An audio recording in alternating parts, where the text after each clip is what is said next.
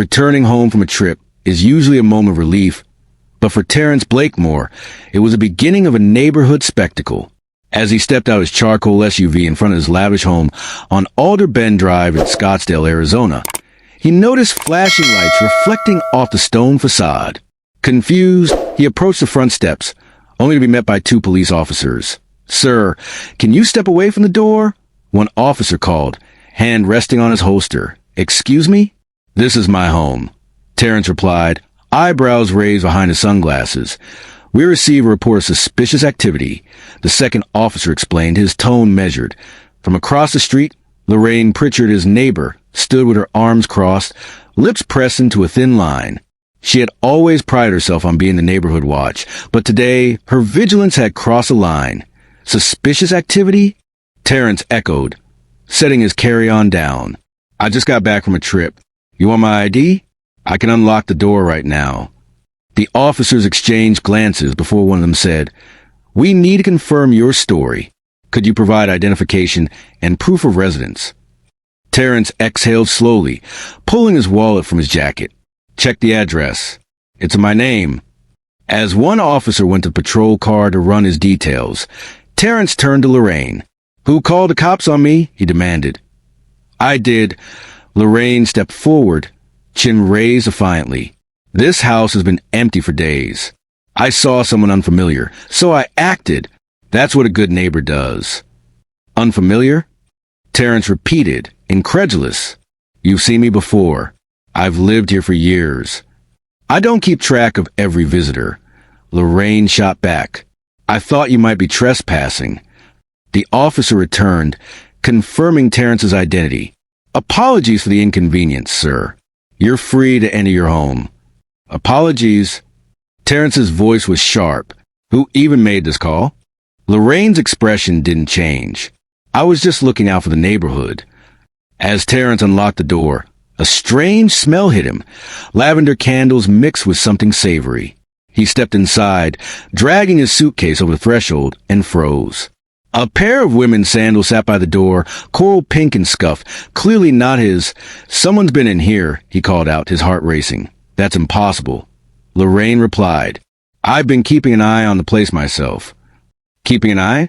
Terrence echoed, incredulous. "You've been living here." The officers stepped forward, sensing the tension. "Let's confirm if anything's out of place, sir." One suggested as they walked through the house.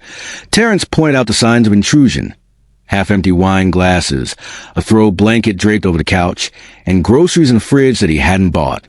"You've been living here," he accused. "I thought it was safer if someone was inside." Lorraine defended herself. "You know, to deter anything from happening." "Ma'am, you realize this is trespassing," one officer said, his tone firm. "You can't occupy someone's home without permission." "I had a key," Lorraine shot back, her voice defensive. "A key?" Terrence's voice tightened. "How did you get a key?" "Back when I chaired the security committee, we kept spares for emergencies," she explained, but Terrence could see the officer's skepticism. "That's not standard procedure." One officer said, making a note, "We'll need to document this." As the officers continued their investigation, Terrence felt the humiliation wash over him. He had returned home to find a stranger living in his house, and now his neighbors were gathering outside, whispering and watching the spectacle unfold. "Let me get this straight," Terrence said, turning to Lorraine. "You called the cops on me for breaking into my own home while you were actually living in it?" "I didn't see it that way," she replied, her tone defensive. "Of course you didn't," he shot back. "You think this is acceptable?" The officers exchanged glances, clearly uncomfortable with the situation. "Mr. Blakemore, would you like us to remain here while you assess the rest of the property?" one asked. "Yes," Terrence replied, his voice low but firm. "We're doing that."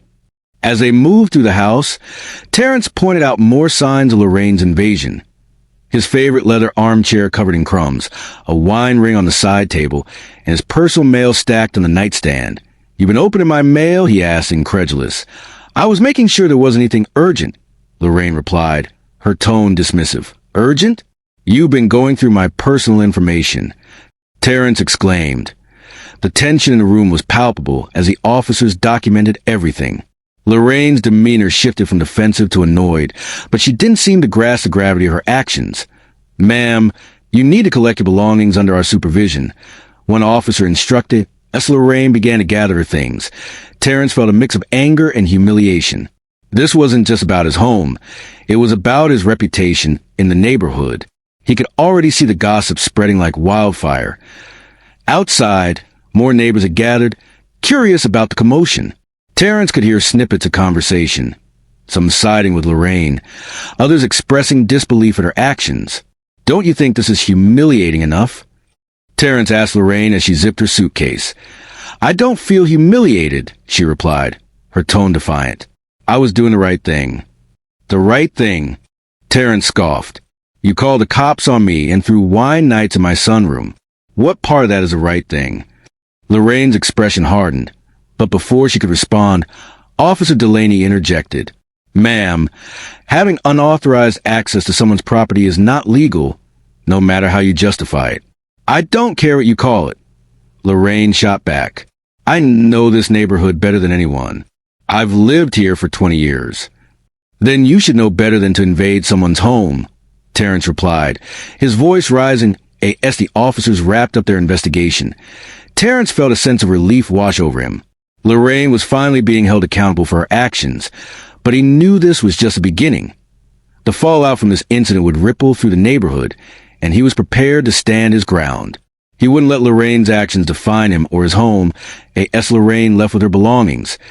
Terrence stood at the door, arms crossed, watching the crowd disperse. He could feel the weight of their gazes, the whispers that would follow him for weeks to come. But he also felt a sense of empowerment. He had taken a stand, and he wouldn't let anyone push him around again. The battle for his home was far from over, but he was ready to fight for what was right.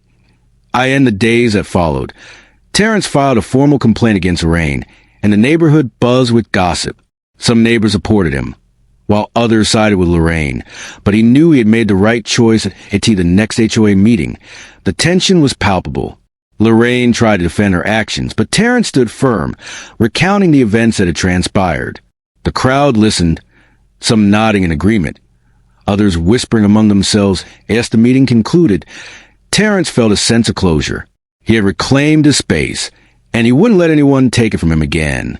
The neighborhood may have been divided, but he had drawn a line in the sand. In the end, it wasn't just about the house. It was about respect, boundaries, and standing up for oneself.